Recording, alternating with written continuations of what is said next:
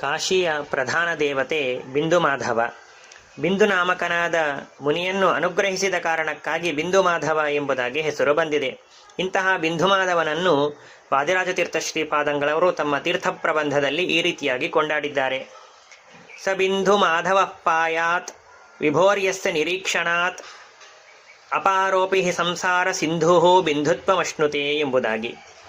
ಭಗವಂತನ ಕಣ್ಣಿನ ನೋಟದಿಂದಾಗಿ ಅಪಾರವಾಗಿರತಕ್ಕಂತಹ ಸಂಸಾರ ಸಾಗರವು ಕೇವಲ ಬಿಂದು ಮಾತ್ರದಷ್ಟು ಆಗಿಬಿಡುತ್ತದೆ ಅಂತನೋ ಕಾರಣಕ್ಕಾಗಿ ಬಿಂದು ಮಾಧವ ಎಂಬುದಾಗಿ ಕರೆದಿದ್ದಾರೆ ಅಂತ ಉತ್ಪ್ರೇಕ್ಷೆ ಮಾಡ್ತಾರೆ.